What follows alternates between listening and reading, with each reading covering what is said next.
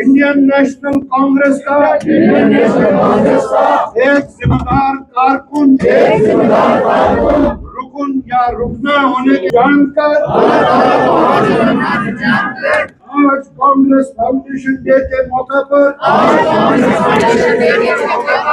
पुरअज़म होकर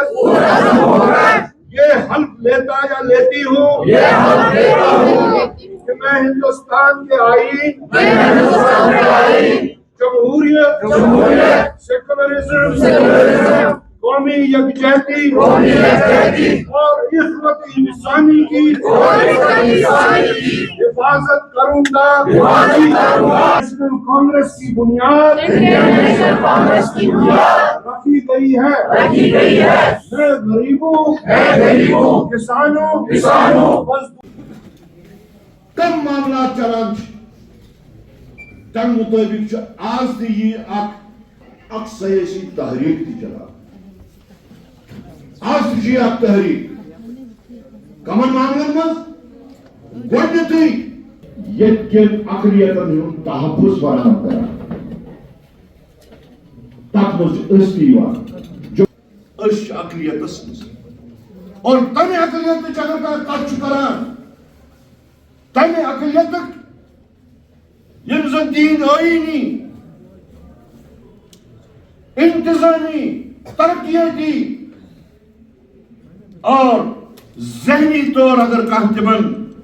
हिफाजत करने कथ करान सह इंडियन नेशनल कांग्रेस याद रखी गई थी। आज से 140 साल पहले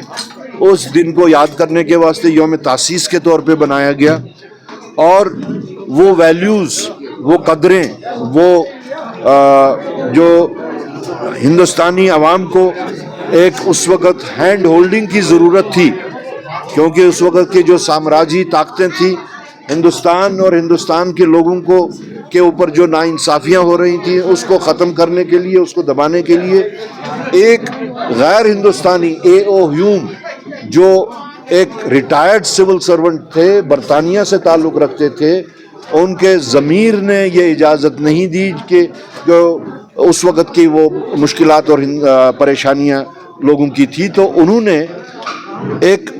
72 लोग जमा हुए एक संस्कृत स्कूल कॉलेज के बाहर बॉम्बे में और एक रेजोल्यूशन पास करके इंडियन नेशनल कांग्रेस के तौर पे एक ऑर्गेनाइजेशन का इनेकाद किया और हिंदुस्तान के लोगों को एक प्लेटफॉर्म अता किया जो अभी तक 140 साल गुजरने के बाद भी एक रवां दवां न कि सिर्फ सियासी जमात बल्कि एक तहरीक के तौर पे अभी भी काम कर रही है उन ताकतों के ख़िलाफ़ जिन ताकतों, साम्राज्यी ताकतों के ख़िलाफ़ उस वक़्त बनी थी। आज भी वही साम्राज्यत मुख्तलिफ रंग से, मुख्तलिफ शक्ल में और मुख्तलिफ तरीक़ेकार से इस वक्त जो दोहराई जा रही है, वही साम्राज्यत, उसके ख़िलाफ़ भी आज इंडियन नेशनल कांग्रेस का आज का दिन बहुत ही अहमियत का हामिल है। और हमने आज जो एक नई शुरुआत की JKPCC के श्रीनगर हेडक्वार्टर से कि आज के दिन हमने एक अहद किया, एक हलफनामा हम लोगों ने पढ़ा कि जिसके तहत हम ज़िंदगी भर ऐसी ताकतों के ख़िलाफ़ लड़ते रहेंगे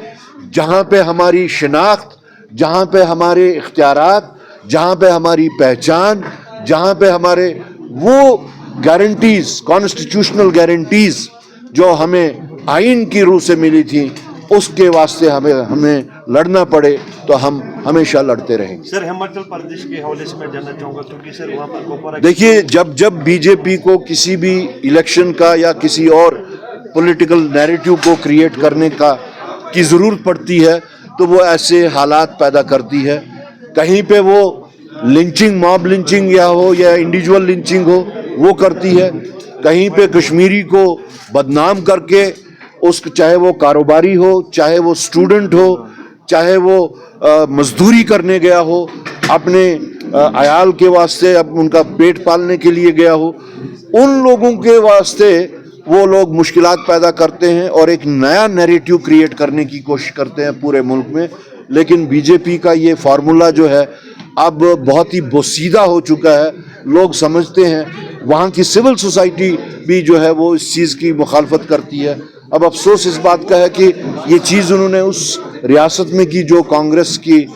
جہاں حکومت ہے, اور ہم نے وہاں کے وزیر اعلیٰ صاحب سے بھی ٹیلیفونیکلی ان سے یہ بات کہی. وہ اس بارے میں پوری طرح سے باخبر ہیں, اور انہوں نے مین ہنٹ اس بندے کا ان لوگوں کا شروع کر چکے ہیں وہ, اور اس کو کیفر کردار تک پہنچانے کی ہمیں پوری ایشورنس دی ہے. کیا کہیں گے؟ آپ سے پہلے یہ کہوں کہ انڈین نیشنل کانگریس کا ریزرویشن کے بارے میں ایک اسٹیٹڈ سٹینڈ ہے, جو راہل گاندھی جی نے پارلیمنٹ میں بھی, پارلیمنٹ سے باہر بھی, جموں کشمیر میں بھی اور پورے ملک میں کہا کہ کسی بھی ریاست میں یا ملکی طور پہ یا ریاستی طور پہ جس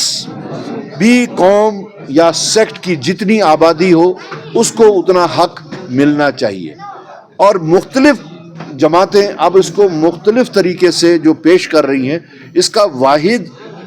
سلوشن اور واحد طریقہ کار جو ہے وہ وہی ہے جو فارمولا راہل گاندھی جی نے دیا ہے.